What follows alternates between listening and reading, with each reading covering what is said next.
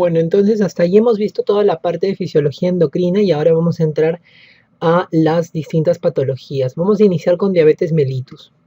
La diabetes mellitus es definida como un conjunto de síndromes que tienen como característica común que existe un déficit en la secreción y o acción de la insulina, lo que condiciona que haya un estado de hiperglicemia crónica, ¿no? Esto es lo que marca la diabetes mellitus, la hiperglicemia crónica debido a un déficit en la secreción o acción de la insulina. La insulina toma un papel importante en la patología o la definición de la diabetes mellitus. Este estado de hiperglicemia crónica condiciona que hayan complicaciones tanto vasculares como neuropáticas. La diabetes mellitus puede ser clasificada en 4 grupos, como ustedes ven ahí. Diabetes tipo 1, diabetes tipo 2, diabetes gestacional y otros tipos de diabetes. La diabetes tipo 1 es una diabetes que se debe a una destrucción de la población celular beta debido a un proceso autoinmune. Eso quiere decir que hay la formación de autoanticuerpos contra la célula beta, lo que condiciona un estado inflamatorio a nivel del islote pancreático, causando una insulitis y generando destrucción de la población celular beta. Al haber destrucción de la población celular beta, entonces lo que existe en la diabetes tipo 1 es un déficit en la secreción de insulina. No hay insulina debido a esta destrucción de las células betas de los islotes de Langerhans, ¿no? Este tipo de diabetes es mucho más frecuente que se presente en pacientes durante la infancia, la niñez, hasta los pacientes que son adultos jóvenes. Estos pacientes suelen ser pacientes eutróficos o delgados y son pacientes que no tienen antecedentes de comorbilidades cardiometabólicas, es decir, no tienen hipertensión, no tienen dislipidemia, no tienen gota, ¿no? Hiperuricemia. Son pacientes en los cuales puede haber antecedentes de otras enfermedades autoinmunes, tanto como antecedentes patológicos personales como antecedentes en la familia, ¿no? Entonces hay antecedentes de AR, de lupus, de problemas tiroideos, de psoriasis, vitiligo, etcétera, ¿no? Como existe un déficit en la secreción de la insulina, estos pacientes van a requerir insulina desde el diagnóstico y suelen debutar como una crisis hiperglicémica, que es la cetoacidosis diabética. Este tipo de diabetes representa más o menos el 10% de los casos de diabetes. La diabetes tipo 2 es el otro tipo de diabetes. Este tipo de diabetes se debe a la presencia de resistencia a la insulina, lo que condiciona que haya un déficit o una alteración en la acción de la insulina. ¿Qué es lo que sucede aquí? Aquí tenemos que un paciente que tiene malos estilos de vida, que no tiene estilos de vida saludable, que tiene una mala alimentación, que ya se realiza poca actividad física, es un paciente que por lo general va a tener incremento en el tejido adiposo visceral abdominal, ¿no? Lo cual va a ser evidenciado por un incremento en el perímetro abdominal. Este incremento en el tejido visceral abdominal va a generar que haya producción de citoquinas, producción de una hormona que se llama resistina, que son las causantes que se produzca la resistencia a la insulina. Esto hace que la insulina no pueda actuar de manera adecuada en sus receptores y finalmente se produzca la hiperglicemia. Esta patología es una patología que es más frecuente en los pacientes adultos a adultos mayores, aunque esto no significa que pacientes pediátricos o adolescentes o jóvenes sufran de diabetes tipo 2. No puede existir, pero lo común es que aumente el riesgo de hacer diabetes tipo 2 en los pacientes que tienen 45 años o más. Estos pacientes suelen ser pacientes que tienen sobrepeso o que tienen obesidad y sí tienen otras comorbilidades cardiometabólicas, o sea, hay hipertensión, hay dislipidemia, hay gota hiperuricemia. Estos pacientes suelen tener antecedentes familiares de diabetes tipo 2, papá, mamá, hermanos que han sufrido de diabetes. Y como el problema no es que no haya una secreción de insulina, sino que esta no puede actuar bien, entonces estos pacientes inicialmente van a utilizar medicamentos, fármacos antidiabéticos orales y luego posteriormente pueden requerir en algún momento insulina. Pero no es que van a depender de la insulina desde el diagnóstico. ¿Pueden requerirlo en algún momento de su evolución? Sí, pero no necesariamente van a ser dependientes de insulina desde el inicio como los diabéticos tipo 1. Este tipo de diabetes representa más o menos el 80 a 90% de los tipos de diabetes y se constituye la diabetes más prevalente.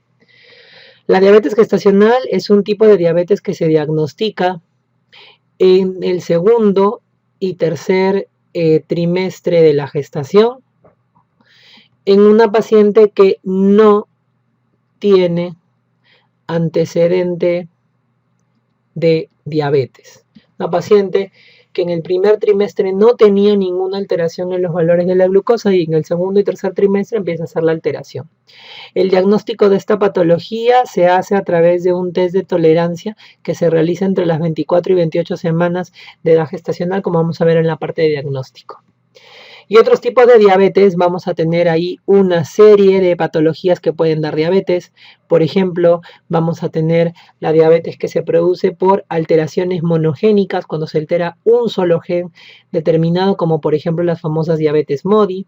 O vamos a tener las diabetes que se producen, por ejemplo, por fármacos, como los glucocorticoides, como los antirretrovirales.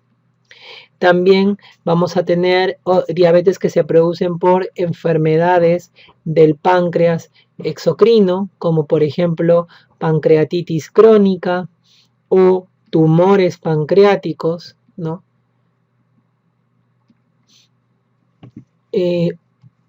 O otros tipos de diabetes que se presentan en otras enfermedades, como por ejemplo los pacientes que tienen acromegalia, o que tienen síndrome de Cushing, que pueden al final desarrollar diabetes. En el caso de la diabetes mellitus tipo 1, como en la historia natural, ya lo habíamos mencionado más o menos en la charla, tenemos un paciente que tiene una susceptibilidad genética, una susceptibilidad a hacer enfermedades autoinmunes, en los cuales, como toda enfermedad autoinmune, hay un gatillo. Este gatillo puede ser una infección, puede ser el consumo de un alimento. Esto hace que en un individuo que tiene la susceptibilidad se empiecen a generar autoanticuerpos. Se generan autoanticuerpos ¿contra qué? Contra la célula beta. Existen una serie de anticuerpos, pero es tal vez el anticuerpo anti-GAT65. El GAT es una glutamato descarboxilasa, que es una enzima importante en la célula beta, el anticuerpo más importante en la diabetes mellitus tipo 1, ¿no? Este proceso o esta formación de anticuerpos va a generar que haya una injuria de la célula beta, una insulitis, una inflamación del islote de Langerhans, de tal manera que se vaya comprometiendo la población celular beta. Inicialmente vamos a tener que van a haber alteraciones mínimas de la glucosa, que nosotros podemos denominar como o prediabetes, y finalmente cuando se ha destruido aproximadamente el 80 a 90% de la población celular beta, se produce la diabetes. En el caso de la diabetes tipo 2, ya lo había mencionado, es la resistencia a la insulina, el eje central. Vemos que un paciente que tiene generalmente obesidad por los malos estilos de vida, que no tiene estilos de vida saludables, se empieza a producir la resistencia a la insulina. Esta resistencia a la insulina va a ser en un inicio compensada por el incremento de la secreción de la insulina por parte de la célula beta. En estadios iniciales, antes que se produzca alguna alteración en la glucosa, lo que vamos a tener es resistencia a la insulina más hiperinsulinismo, ¿no? Estos niveles de insulina elevados y esta resistencia a la insulina nosotros la podemos evidenciar clínicamente en los pacientes que tienen acantosis nigricans, que es esa coloración y engrosamiento de la dermis a nivel de los pliegues en el cuello, las axilas, las ingles, y los famosos acrocordones, que son esas verruguitas que pueden salir en el cuello en estos pacientes que tienen acantosis también, ¿no? Esta hiperinsulinemia y resistencia a la insulina van a condicionar que al inicio la glucosa esté normal. ¿Por qué? Porque la insulina, esta resistencia a la insulina se vence parcialmente con el incremento de los niveles de insulina. Pero posteriormente, cuando el páncreas ya no es capaz de fabricar suficiente insulina para vencer esta resistencia, lo que se produce es que se empiezan a ver las alteraciones en los niveles de glucosa. Vamos a encontrar primero alteraciones leves, que van a estar en el rango de prediabetes o un riesgo de hacer diabetes, y finalmente vamos a encontrar la diabetes manifiesta. Antes que se produzca la diabetes, vamos a ver que hacia atrás, por lo menos 10 o 15 años, ya se produjo la alteración fisiopatológica, ¿no? Sin embargo, en el caso de la diabetes tipo 2 es un poco diferente a la diabetes tipo 1 porque pues no solamente va a haber ahí o va a ser central el problema de la célula beta, sino que vamos a ver que pueden ser varias las causas o varios los mecanismos fisiopatológicos por los cuales se pueda producir la hiperglicemia en la diabetes tipo 2. Miren ustedes. Habíamos dicho disminución de la masa celular beta y alteración en la secreción de insulina. Obviamente, al no haber insulina, no haber secreción de insulina, lo que vamos a tener es que el tejido muscular y el tejido adiposo que dependen de la insulina para captar glucosa no la van a captar. Por eso vamos a ver disminución de la captación de glucosa en tejido adiposo y disminución de la captación de glucosa en el músculo, ¿no? Pero esos no son los únicos factores. Vean ustedes también que también se afecta la célula alfa, aumentando la secreción de glucagón. Cuando aumenta el glucagón, ¿qué sucede? Hay un aumento de la formación de glucosa a partir del hígado. Hay un aumento de la gluconeogénesis, es decir, la formación de glucosa a partir de otros compuestos como las proteínas, los lípidos. Se empieza a degradar estas macromoléculas para formar glucosa. No solamente eso, ¿se acuerdan del efecto incretina que les había hablado? También hay una disminución del efecto incretina. Las incretinas son hormonas intestinales que incrementaban la secreción de insulina. En este caso no está este efecto. Entonces, al no haber este efecto, no se estimula la secreción de insulina cuando comemos un alimento y finalmente se produce hiperglicemia. No solamente en el intestino, miren lo que pasa en el riñón. En el riñón hay cambios en la reabsorción de glucosa. Se reabsorbe más glucosa a nivel del riñón y eso hace que haya mayor hiperglicemia. Y finalmente a nivel del sistema nervioso central hay disfunción en neurotransmisores que condicionan que haya una disminución de la saciedad. Eso significa que hay mayor apetito y el paciente pues no controla los valores de glucosa. Cuando ustedes hablan del diagnóstico de diabetes, entonces nosotros tenemos que tener en cuenta que existen 4 pruebas para evaluar la glucosa de un paciente. Tenemos la glucosa basal, que no es otra que la glucosa en un ayuno de 8 horas. Tenemos la glicemia o la glucosa 2 horas después de una sobrecarga de glucosa con 75 gramos de glucosa nidra, ¿no? Este es el famoso test de tolerancia. Este test de tolerancia consiste en una prueba en el cual yo les voy a dar de tomar una bebida muy azucarada y le voy a sacar sangre antes y 2 horas después. Ese valor de 2 horas después también me puede permitir evaluar la glicemia de un paciente. Tenemos luego el examen de hemoglobina glicosilada, que es un examen de sangre que me permite ver cuál es el promedio de la glucosa en los últimos 3 meses. Y finalmente tenemos la glicemia al azar, que es una glucosa que se saca en cualquier momento del día sin importar si el paciente está en ayunas o no. Normalmente para evaluar la glucosa de un paciente se utilizan estos 3 primeros exámenes y el examen de glicemia al azar solamente se va a utilizar en una situación en específica que vamos a ver a continuación. ¿Cuáles son los puntos de corte normales de estos primeros 3 exámenes? En el caso de la glicemia en ayunas, lo normal es que sea menos de 100. Si ustedes hacen una medición de glucosa 2 horas después de haber hecho un test de tolerancia, debe ser menos de 140 las 2 horas. Y la hemoglobina glicosilada debe ser menos de 5.7%. ¿Cuáles son los valores con los cuales nosotros hacemos diagnóstico de diabetes? Una glucosa en ayunas que sea mayor o igual a 126, o sea, incluye el 126. Una glucosa a las 2 horas del test de tolerancia mayor o igual a 200. Y un valor de hemoglobina glicosilada que sea mayor o igual a 6.5. Todo lo que queda en el limbo, lo que se queda en el límite que no es normal pero tampoco es diabetes, se considera como prediabetes, ¿no? En este caso, un valor de glucosa en ayunas entre 100 y 125 se considera prediabetes. Una glucosa a las 2 horas después de haber realizado el test de tolerancia entre 140 y 199 está en rango de prediabetes, y finalmente un valor de glicosilada entre 5.7 y 6.4% también está en rango de prediabetes, ¿no? Esta prediabetes es una condición de riesgo. La prediabetes no es una enfermedad en sí, sino simplemente es una condición en la cual el paciente tiene mayor riesgo de hacer diabetes. Y lo que ustedes tienen que hacer en ese caso es pedir al paciente que cambie los estilos de vida para poder mejorar los niveles de glucosa y que finalmente no termine realizando diabetes, ¿no? Para hacer el diagnóstico de diabetes tienen ustedes que tener en consideración, colegas, que siempre necesitan 2 o más pruebas en rango de diabetes para poder hacer el diagnóstico. Es decir, si ustedes solo tienen un valor de glucosa que, por ejemplo, le salen 130, no pueden ya afirmar que el paciente tiene diabetes. Tienen que tener por lo menos 2 valores, ya sean 2 valores de glucosa en ayunas o un valor de glucosa en ayunas y otro de los 2 exámenes en rango de diabetes para decir que el paciente tiene esta enfermedad, ¿no? Solamente hay una excepción a esto, y esa excepción es la glicemia al azar. Cuando ustedes tienen un paciente que cumple cualquiera de estas 2 condiciones, ustedes pueden utilizar una glicemia al azar. La primera condición es un paciente que esté marcadamente sintomático y que ustedes están completamente seguros que los síntomas se deben a diabetes. Tiene polidipsia, poliuria, polifagia, ha perdido peso, tiene antecedentes de diabetes en la familia, es obeso, tiene acantosis, tiene acrocordones. No hay duda que se trata de una diabetes mellitus, ¿no? Tipo 2.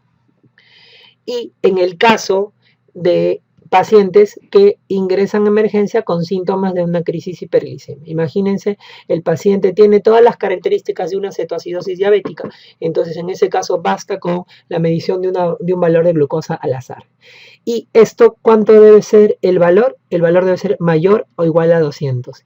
Y solamente en el caso en que ustedes utilizan la glicemia al azar, basta con un solo valor. Pero como les digo, solamente es en estas 2 condiciones: crisis hiperglicémica o paciente marcadamente sintomático en el cual no hay duda que los síntomas se deben a la diabetes. En el año 2015 el Ministerio de Salud sacó un algoritmo en el cual uno ayudaba a una persona a poder evaluar la glucosa de un paciente, ¿no? Este algoritmo está en la norma técnica del 2015 que ve el diagnóstico y tratamiento de la diabetes en el primer nivel de atención. ¿Qué nos decía esta norma? Nos decía: cuando ustedes quieren evaluar la glucosa de un paciente, el examen de elección para valorar la glicemia es la glucosa en ayunas. Si algún familiar, un amigo quieren que le evalúe cómo está su valor de glucosa, lo primero que tienen que pedir es una glucosa en ayunas, una glicemia en ayunas. Ustedes de esta glicemia en ayunas tienen 3 opciones, como habíamos visto ya en la gráfica.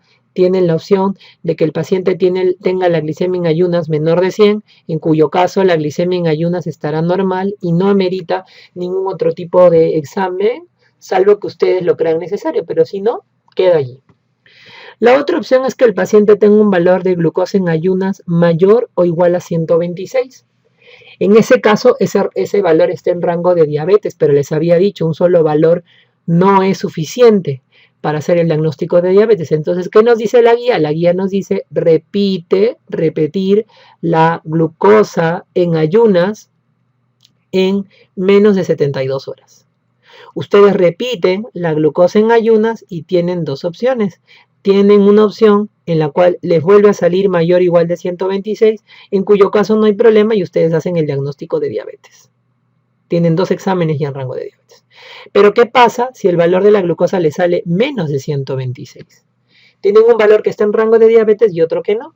Entonces, en ese caso que dice la guía, pida usted una tolerancia, un test de tolerancia y evalúe la glucosa 2 horas posterior a la sobrecarga oral de glucosa con 75 gramos de glucosa anhidra. Y ustedes tienen allí tres opciones nuevamente. Tienen la opción de que el valor de la glucosa a las 2 horas sea menos de 140, que esté entre 140 y 199 y que sea 200 o más. Si ustedes tienen un valor de 200 o más, no hay duda que el paciente tiene diagnóstico de diabetes. Si el paciente tiene la glucosa 2 horas después del test de tolerancia en menos de 140, entonces eso quiere decir que la tolerancia está bien, pero partió con glucosas alteradas. Entonces, en ese caso, solamente está alterada la glucosa en ayunas. Entonces, a eso se llama glicemia alterada en ayunas. Por otro lado, si ustedes tienen que el paciente le hacen la test de tolerancia y a las 2 horas le sale entre 140 y 199, es decir que el paciente no ha pasado la tolerancia. Entonces, eso se le llama intolerancia a la glucosa. Tanto glicemia alterada en ayunas como intolerancia a la glucosa se consideran como prediabetes o un estado de riesgo de hacer diabetes, ¿no? Si al inicio el paciente tuvo un valor en rango de prediabetes entre 100 y 125, ustedes lo que van a hacer es hacer la tolerancia, ¿no? En ese caso también ustedes hacen la tolerancia y proceden de la misma manera para poder hacer el diagnóstico.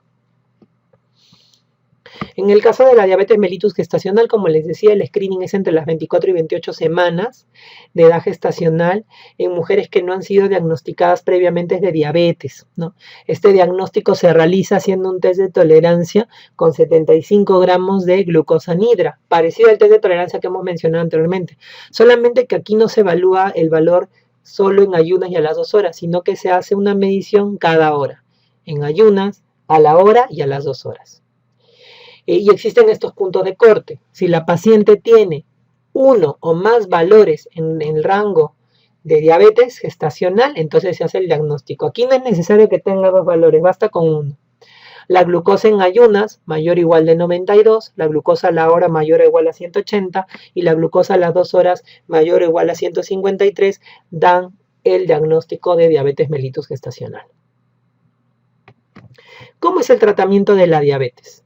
Habíamos mencionado en la fisiopatología de la diabetes mellitus tipo 2 que existen muchos factores que intervienen en la hiperglicemia de un paciente. No solamente es el problema de una disminución en la secreción de la insulina, sino que son varios factores los cuales van a estar relacionados a la diabetes mellitus tipo 2. Entonces, en ese caso, existen actualmente terapias para cada uno de estos mecanismos fisiopatológicos. Y vamos a hablar precisamente de los fármacos que tenemos a disposición actualmente. Primero vamos a hablar de los fármacos que no son insulínicos y luego vamos a hablar de la insulina. Dentro de los fármacos no insulínicos vamos a tener todas estas clases, todos estos tipos de medicamentos y vamos a empezar con el más conocido que son las biguanidas, ¿no? En el caso de las biguanidas, el medicamento característico de este grupo va a ser la metformina. La metformina es un medicamento que va a tener su acción sobre el hígado y el efecto o el mecanismo de acción de la metformina va a ser disminución de la producción hepática de glucosa, y esto lo va a lograr disminuyendo la gluconeogénesis, es decir, la metformina inhibe la gluconeogénesis hepática y con eso hace que disminuya los valores de glucosa, la producción hepática de glucosa, ¿no? La glucosa objetivo que va a tener la metformina va a ser sobre todo la glucosa en ayunas, y entre los efectos adversos que vamos a encontrar van a estar sobre todo las molestias gastrointestinales.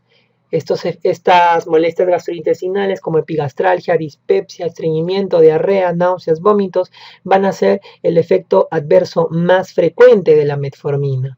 Sin embargo, el efecto adverso más severo de este medicamento va a ser la acidosis láctica.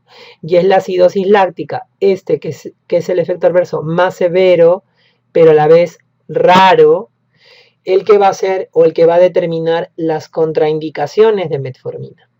¿Cuáles son las contraindicaciones de metformina? Son todas aquellas condiciones en las cuales se incrementa el riesgo de acidosis láctica. Vamos a tener en este caso todas las insuficiencias moderadas a severas de órgano, en este caso insuficiencia renal, hepática, insuficiencia cardíaca de moderado a severo. Vamos a tener a los pacientes que están hospitalizados por sepsis, por cirugías, pacientes que van a ser sometidos a estudios contrastados porque puede aumentar el riesgo de hacer nefropatía por contraste y hacer una insuficiencia renal, ¿no? Entonces, todas estas contraindicaciones en las cuales, o todas estas situaciones en las cuales puede haber acidosis láctica son las contraindicaciones de la metformina. Una contraindicación, un efecto adverso también bastante frecuente de la metformina es el déficit de vitamina B12. Entonces es importante tenerlo en cuenta, sobre todo los pacientes que tienen neuropatía diabética. En el caso de las sulfonilureas, que es la segunda clase, el medicamento ahí estrella o el más conocido va a ser la glibenclamida. El órgano blanco de estos medicamentos va a ser el páncreas, y el mecanismo de acción va a ser que incrementan la secreción de la insulina por parte del páncreas. La glucosa objetivo en este caso va a ser la glucosa postprandial, y los efectos adversos más frecuentes, de hecho es uno solo el efecto adverso más frecuente y a la vez es el más severo, es la hipoglicemia. Estos fármacos suelen producir mucha hipoglicemia, sobre todo la glibenclamida es uno de los que más producen de las sulfonilureas, y es por eso que es un medicamento que ya no se utiliza con mucha frecuencia. Hay que tener mucho cuidado, sobre todo en la población que tiene alto riesgo de hacer hipoglicemia, como por ejemplo son los adultos mayores. Luego tenemos las tiazolidinedionas. Las tiazolidinedionas van a ser todos los fármacos que terminen en glitazona. Vamos a tener ahí a la pioglitazona como uno de los medicamentos símbolos de esta clase de fármacos no insulínicos. Las tiazolidinedionas o las glitazonas van a actuar sobre todo a nivel del tejido muscular y del tejido adiposo, es decir, en los tejidos que requieren la insulina, que necesitan insulina. ¿Qué van a hacer? Aumentan la sensibilidad a la insulina en los tejidos periféricos, o sea, mejoran la sensibilidad a la insulina en el tejido muscular y adiposo. La glucosa objetivo en este caso va a ser la glucosa sobre todo postprandial, y vamos a tener que entre los efectos adversos podemos encontrar el principal de ellos va a ser la retención hídrica, que puede generar la presencia de edemas, incremento de peso, y el efecto adverso que más problemas le causa a este grupo farmacológico y que haga que ya no se utilice con mucha frecuencia es que producían insuficiencia cardíaca congestiva. Descompensaban las insuficiencias cardíacas de los pacientes diabéticos que tenían esta patología de base, y es por eso que es un fármaco que actualmente tiene muchas limitaciones, ya no se utiliza con tanta frecuencia como antes, ¿no? Tenemos luego los inhibidores de la alfa-glucosidasa. Aquí tenemos el medicamento de bandera, que es la acarbosa. Esta carbosa actúa en el intestino y lo que va a hacer básicamente es disminuir la absorción de glucosa. ¿Y cómo lo va a hacer? Porque inhibe a las disacaridasas del borde en cepillo. ¿Qué hacen las disacaridasas? Las disacaridasas convierten los disacáridos en monosacáridos. Es decir, por ejemplo, una sacarosa, que es un disacárido, lo convierte en glucosa más fructuosa. De esta manera, si no se degradan los disacáridos, entonces no se va a poder absorber la glucosa. Entonces, de esta manera disminuye la absorción de la glucosa. Actúan sobre todo a nivel de la glucosa postprandial y su efecto adverso más frecuente van a ser las molestias gastrointestinales. Este es un fármaco que no se utiliza mucho en Perú, de hecho no lo tenemos, se utiliza más en el Asia. Luego tenemos los inhibidores de DPP4. Los inhibidores de DPP4 son todos los medicamentos que terminan en gliptina. Vamos a tener, por ejemplo, a la vildagliptina, a la linagliptina y a la sitagliptina. Estos inhibidores de DPP4, ¿qué es lo que van a hacer? Van a inhibir a esta enzima, que es la peptidasa, la DPP4, que acuérdense ustedes que la DPP4 era la enzima que degradaba a estas incretinas, a estas hormonas intestinales que hacían que el páncreas fabrique más insulina, ¿no? Es por eso que el órgano blanco donde van a actuar estas hormonas básicamente pues va a ser el intestino, y luego en el páncreas, produciendo que no se degraden las incretinas y que estas a su vez puedan aumentar la secreción de insulina.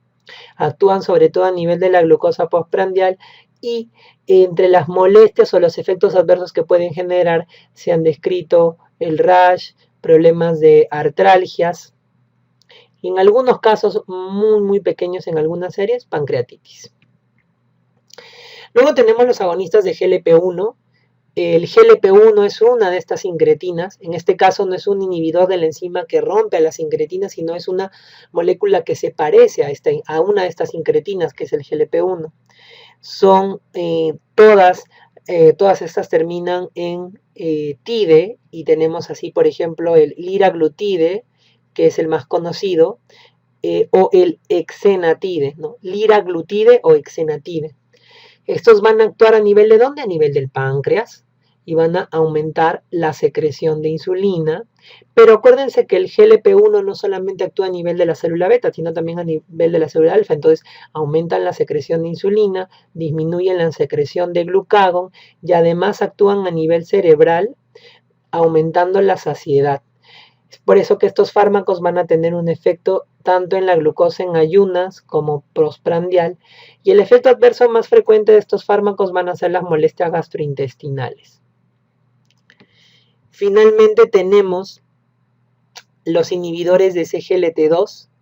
Estos inhibidores de CGLT2, los fármacos son todos aquellos que terminan en gliflosina, por ejemplo, empagliflozina o dapagliflozina, y actúan a nivel del riñón, a nivel renal. ¿Cuál es su mecanismo de acción? Esta CGLT2 es el cotransportador de sodio y de glucosa, que se encuentra ¿en dónde? En el riñón.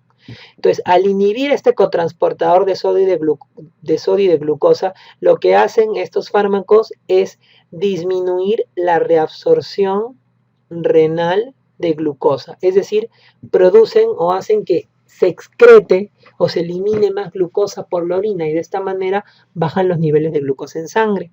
Actúan sobre todo en los niveles de glucosa en ayunas, y la principal molestia que pueden causar estos fármacos son las infecciones geniturinarias. Esto es comprensible porque si se elimina más glucosa por la orina puede incrementar el riesgo de infecciones geniturinarias.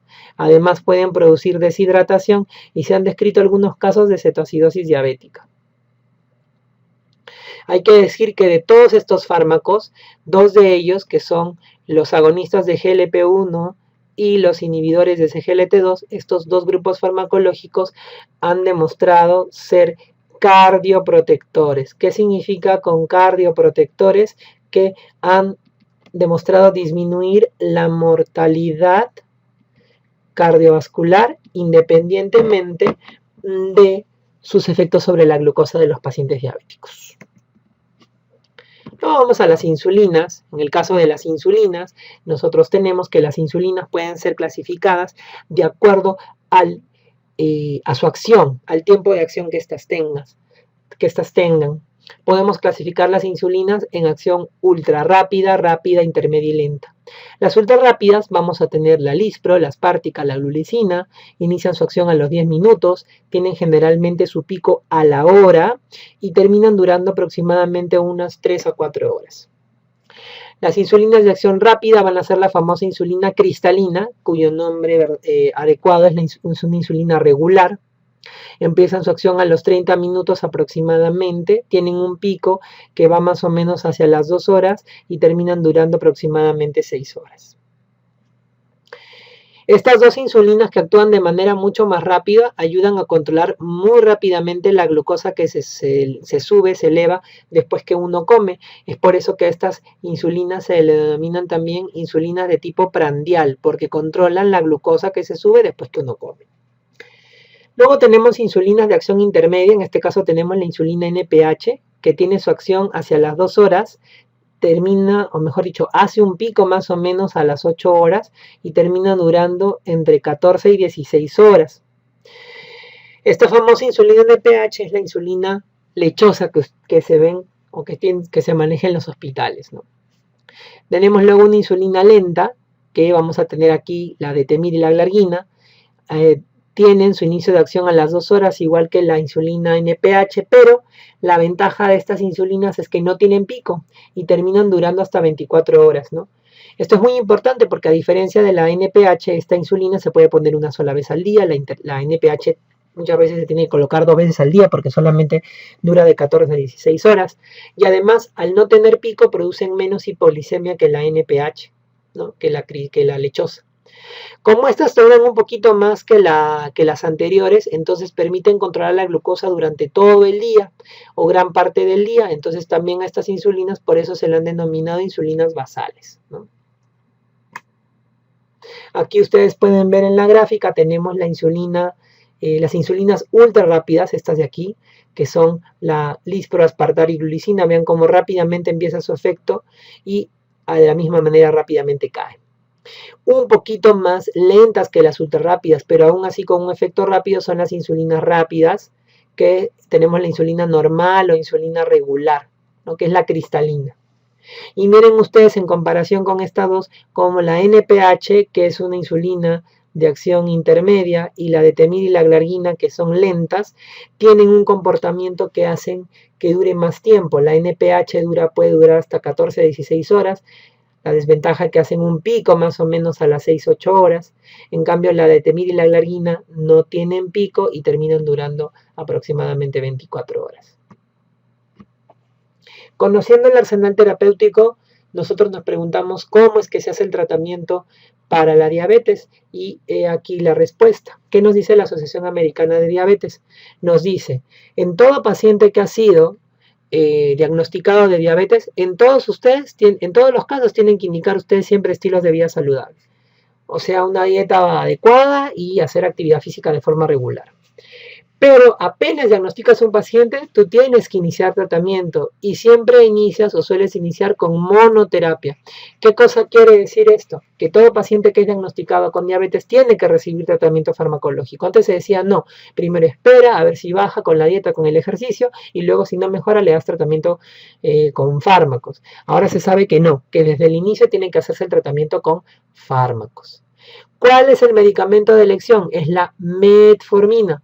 La metformina es el medicamento de primera elección cuando ustedes han hecho el diagnóstico de diabetes, salvo contraindicaciones, ¿no? Cuando ustedes inician un paciente con metformina, lo que hacen es, le dan el tratamiento y le hacen un nuevo control que generalmente se hace a los 3 meses. Si el paciente no ha tenido un buen control de la glucosa, entonces lo que se hace es considerar terapia dual, es decir, metformina más otro agente. Luego se vuelve a hacer el control en unos 3 meses. Si el paciente no ha mejorado, metformina más otros 2 agentes. Y si no hay un buen control luego de 3 meses de esta terapia triple, considerar la opción de iniciar insulina. ¿Cómo yo voy a elegir el otro agente que va a acompañar a la metformina si es necesario? Pues tengo que evaluar las características de mi paciente, si el paciente tiene enfermedad cardiovascular, cuál es el riesgo de hipoglicemia, cuáles son los efectos sobre el peso del paciente y las posibilidades económicas que tenga el paciente, ¿no? Ahora bien, si ustedes ven que en la mayoría de casos recién se va a iniciar insulina cuando el paciente no haya tenido un buen control con la terapia farmacológica, esto no necesariamente es así. Ustedes pueden iniciar tratamiento con insulina en cualquier momento de la evolución de la diabetes si es que el paciente cumple con cualquiera de estos criterios, y esto es importante que ustedes lo tengan a colación, ¿no? Cuando el paciente tiene una hemoglobina glicosilada de 10 o más, cuando tiene una glucosa en ayunas de 300 o más, o cuando el paciente está marcadamente sintomático, es decir, hay polidipsia, poliuria, polifagia, pérdida de peso. Cuando se condicionan todas estas características, entonces ustedes pueden considerar en este caso iniciar insulinoterapia. Entonces, ¿puede un paciente que recién ha sido diagnosticado de diabetes tipo 2 iniciar con tratamiento con insulina desde el momento del diagnóstico? Sí. Eso no significa que se va a quedar con insulina, pero la insulina le puede ayudar a controlar rápidamente su glucosa y luego, una vez que el paciente ha controlado, pasar nuevamente a pastillas. Entonces, sí es válido utilizar insulina desde el inicio del diagnóstico, siempre y cuando el paciente cumpla con alguno de estos criterios, ¿no? Ahora bien, ¿cómo se inicia la insulinoterapia? Se inicia generalmente con una insulina basal. Eso quiere decir que puede ser con NPH, con glargina, con detemir, en una dosis de 10 unidades subcutánea día o bajo esta dosis de 0.1 a 0.2 unidades kilodía, ¿no? Cuando ustedes inician insulina, pueden mantener cualquiera de los otros agentes farmacológicos excepto las sulfonilureas. Sulfonilureas no se utilizan cuando el paciente está utilizando insulina, porque si no aumenta el riesgo de hacer hipoglicemia, ¿no? Y si el paciente no controla con la insulina basal, a pesar que uno incrementa la dosis, porque hay que ir incrementando la dosis de forma regular, entonces yo podría considerar posteriormente añadir una insulina prandial, que vendría a ser una insulina ultra rápida, como Lispro, por ejemplo, o una insulina regular como la insulina cristalina, ¿no? Una vez que ustedes han iniciado el tratamiento para la diabetes, tienen que saber cuáles son las metas de control de la diabetes. Ustedes utilizan para evaluar la glucosa del paciente estos tres parámetros. Glicemia basal, que no es otra cosa que la glicemia en ayunas, debe ser para un paciente diabético entre 80 y 130. Glicemia postprandial, que es la glicemia 2 horas posterior a la ingesta de alimentos, que en el paciente diabético debe ser menos de 180. Y la hemoglobina glicosilada, que se pide cada 3 meses porque ve cómo está el promedio del azúcar en la sangre en los últimos 3 meses y debe ser menos de 7%, ¿no? Siempre es aconsejable, cuando uno evalúa a un paciente, por lo menos pedir glicemia basal y hemoglobina glicosilada para tener una idea de cómo está en el momento con la glicemia basal y la hemoglobina glicosilada para ver cuál es la foto de los últimos 3 meses, ¿no? Pero el control de la diabetes no solamente es glucosa, también es controlar bien la presión arterial y los lípidos. En el caso de la presión arterial, se pide que el paciente tenga un valor de presión arterial que suele ser menor o igual a 130/80. ¿No? Colesterol LDL, que es el llamado colesterol malo, generalmente en los pacientes diabéticos debe ser menos de 100. Si es que el paciente diabético no tiene enfermedad cardiovascular, o menos de 70 si es que el paciente tiene enfermedad cardiovascular. Los triglicéridos deben ser menos de 150, y en el caso del colesterol HDL, que es el colesterol bueno, debe ser para las mujeres mayores de 50 y para los varones mayores de 40. Cuando nosotros hablamos de diabetes mellitus, habíamos dicho en la definición que hay complicaciones. Estas complicaciones de la diabetes pueden ser agudas o pueden ser crónicas. Dentro de las complicaciones agudas tenemos la cetoacidosis diabética, tenemos el estado hiperosmolar y finalmente tenemos la hipoglicemia. Esas son las tres complicaciones agudas de la diabetes. Y en las complicaciones crónicas vamos a tener que estas complicaciones se pueden clasificar en microvasculares y en macrovasculares. Las microvasculares se van a dañar los vasos de pequeño calibre, y en el caso de las macrovasculares, los vasos de gran calibre. En las microvasculares tenemos retinopatía diabética, tenemos neuropatía diabética y tenemos nefropatía diabética, siendo la neuropatía diabética la complicación crónica microvascular más frecuente. Dentro de las macrovasculares tenemos la enfermedad coronaria, tenemos la enfermedad cerebrovascular y tenemos la enfermedad arterial periférica. En esta oportunidad nosotros vamos a tocar las complicaciones agudas. Entonces, dentro de complicaciones agudas tenemos las crisis hiperglicémicas. Nosotros tenemos dos tipos de crisis hiperglicémicas, tenemos la citoacidosis diabética y tenemos el estado hiperosmolar hiperglicémico. En ambos casos existe un déficit de insulina, solamente que en la cetoacidosis diabética lo que vamos a tener es un déficit absoluto de insulina y en el caso del estado hiperosmolar tenemos un déficit relativo de insulina. ¿Qué es lo que sucede en la cetoacidosis diabética? El paciente no tiene insulina, entonces como no tiene insulina, este paciente va a empezar a degradar los otros macronutrientes, las proteínas, los lípidos, para a partir de ellos poder formar glucosa, poder obtener energía. Uno de los macronutrientes que se degrada son las grasas, entonces se produce lipólisis. Cuando uno hace ruptura de las grasas, el coste de romper las grasas es que se formen unas sustancias que se denominan cuerpos cetónicos. Estos cuerpos cetónicos son básicamente tres, son la acetona, el acetato y el beta-hidroxibutirato. Entonces, estos cuerpos cetónicos se empiezan a acumular en sangre y cuando se acumulan en sangre producen acidosis metabólica. Y como esta acidosis metabólica se ha producido por la acumulación de cuerpos cetónicos, se denomina cetoacidosis diabética. En el caso del estado hiperosmolar hiperglicémico, sí hay insulina, solamente que es un déficit relativo. La insulina no puede actuar bien. Como hay todavía parte de insulina que está controlando la producción hepática de glucosa, está controlando el metabolismo de las macromoléculas en el hígado, entonces no hay lipólisis ni hay formación de cuerpos cetónicos. Pero lo que sí tenemos es que hay una hiperglicemia marcada. Hay una hiperglicemia marcada que va a condicionar que este paciente empiece a tener poliuria y consecuentemente por la poliuria deshidratación. Si el paciente con una hiperglicemia marcada tiene poliuria, no toma líquido en cantidad suficiente, se produce deshidratación y la deshidratación lo que nos va a llevar es a que haya un incremento de la osmolaridad plasmática, que la sangre se vuelva más viscosa porque el paciente está deshidratado, entonces se crea una hiperosmolaridad y es por eso que se produce el estado hiperosmolar hiperglicémico. ¿Cuál es la clínica de estas crisis hiperglicémicas? En el caso de la cetoacidosis diabética, vamos a tener que es un paciente que suele ingresar por náuseas y vómitos, va a ingresar con dolor abdominal. Es un paciente que va a ingresar con una respiración característica que es la respiración de Kussmaul, que es una respiración rápida y superficial, una taquipnea superficial. Y vamos a tener que el paciente tiene un aliento cetónico.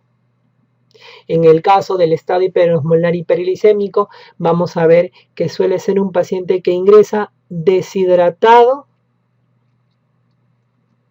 y puede llegar al shock. Y además de eso, tiene trastorno del sensorio, que puede ir desde una somnolencia también hasta el coma, ¿no?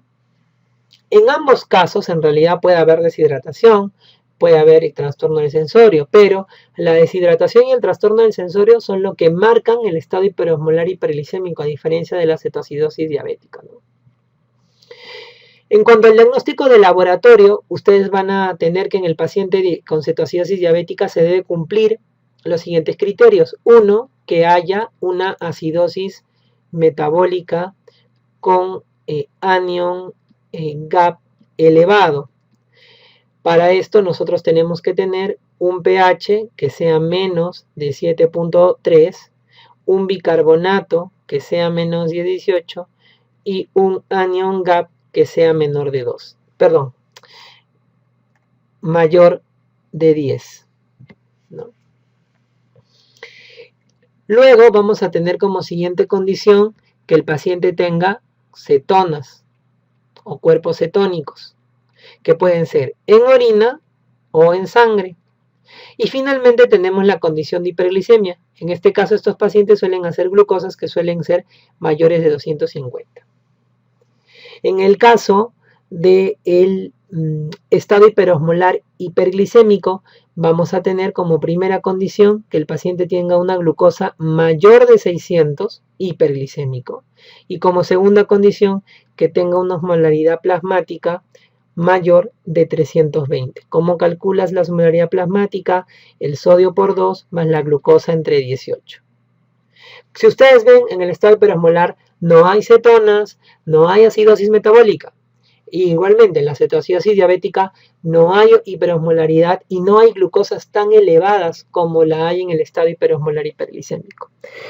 Ustedes cuando vean un caso clínico, generalmente en la cetoacidosis diabética, en los casos clínicos, va a ser un paciente diabético, que suele ser generalmente diabético tipo 1 joven, que ingresa con la clínica, náuseas, vómitos, dolor abdominal, respiración de Kussmaul, que tiene acidosis metabólica con anion elevado y cetonas en orina.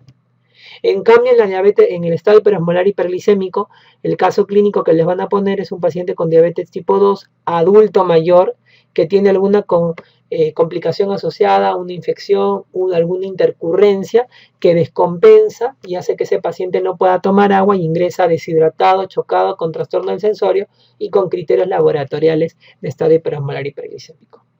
Existe una condición que se denomina estado mixto, así se denomina, estado mixto, y es una situación en la cual vamos a tener criterios tanto para cetoacidosis diabética como estado hiperosmolar hiperglicémico. Se produce más o menos hasta en el 20% de los pacientes que ingresan con crisis hiperglicémicas y se cumple criterios de ambos, criterios laboratoriales sobre todo, ¿no?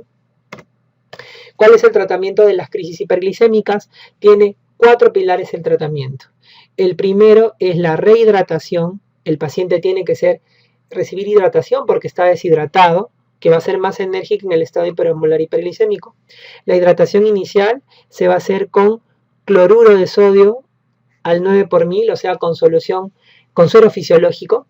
Y luego se va a cambiar el tipo de líquido a suministrar dependiendo del nivel de sodio y de glucosa. Luego vamos a tener como segundo pilar la corrección de la hiperglicemia. Esta corrección de la hiperglicemia se va a hacer a través de la administración de insulina regular, que es insulina cristalina, la famosa insulina cristalina, en infusión endovenosa. O sea, acuérdense, es insulina regular y es en infusión endovenosa. Y la dosis que se va a utilizar es 0.1 unidades kilo-hora y se va a ir regulando luego de acuerdo a la glucosa. Cuando ustedes tienen que la crisis hiperglicémica está resuelta, que esto significa que ya no tiene criterios laboratoriales para cetoacidosis o estado hiperosmolar, ustedes pasarán de infusión endovenosa a insulina cristalina, a insulina subcutánea, de infusión endovenosa a insulina subcutánea. Y en ese caso, cuando utilizan insulina subcutánea, ya pueden utilizar la insulina NPH o la insulina glargina, ¿no? El tercer pilar de tratamiento va a ser la corrección de disturbios hidroelectrolíticos y ácido base, y aquí me quiero detener básicamente en potasio y bicarbonato. La insulina, acuérdense que lo que hace es pasar el potasio del extracelular al intracelular. Entonces hay que ver cómo está el estado de la calemia del paciente.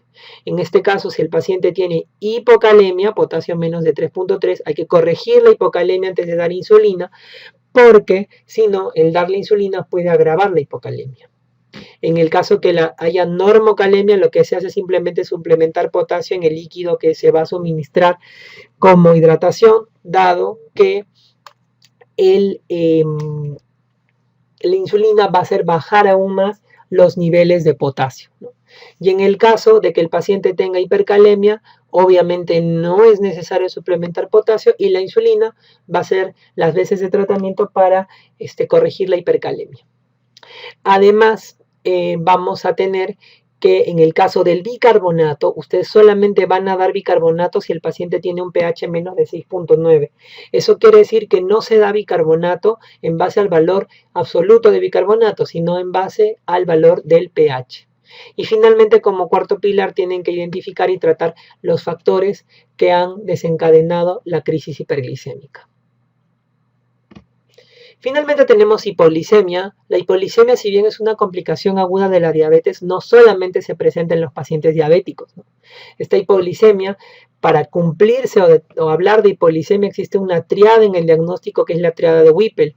¿Qué nos dice la triada de Whipple? Tienen que haber síntomas de hipoglicemia, niveles bajos de glicemia documentados y que se resuelvan los síntomas cuando uno le administra glucosa o azúcar al paciente. ¿Cuáles son los síntomas de hipoglicemia? Los síntomas de hipoglicemia pueden clasificarse en dos grupos. Uno, pueden ser los síntomas neuroglucopénicos, que son los síntomas que se derivan de la falta de glucosa en el sistema nervioso central. Aquí nosotros tenemos dentro de los síntomas que pueden ir desde la somnolencia hasta la confusión, el coma y las convulsiones. Luego tenemos síntomas adrenérgicos y síntomas parasimpáticos. Cuando un paciente tiene hipoglicemia, se activan estos dos sistemas que pertenecen al sistema nervioso autónomo y vamos a tener síntomas. En el caso de los síntomas adrenérgicos, vamos a tener que el paciente va a cursar, como ustedes ven en la imagen, con diaforesis, palidez, temblor o tremor, taquicardia y palpitaciones. Dentro de los síntomas parasimpáticos vamos a tener cefalea, como ustedes ven en la imagen, y puede haber sensación de hambre. Cuando el paciente tiene todo este conjunto de síntomas, entonces nosotros estamos hablando que tiene síntomas de hipoglicemia. Lo segundo, los valores de glicemia. Se dice que hay hipoglicemia cuando la glucosa está menos de 70 en diabéticos y menos de 60 o 55, dicen algunos otros autores, para personas que no tienen diabetes. Y lo tercero que tiene que cumplirse en la triada de Whipple es la resolución de síntomas con administración de glucosa. ¿Cómo se hace el tratamiento de un paciente que tiene hipoglicemia? Se tiene que dividir o se tiene que evaluar el paciente de tal manera que si el paciente está consciente y puede deglutir, entonces lo que ustedes le dan es una bebida azucarada o un producto azucarado.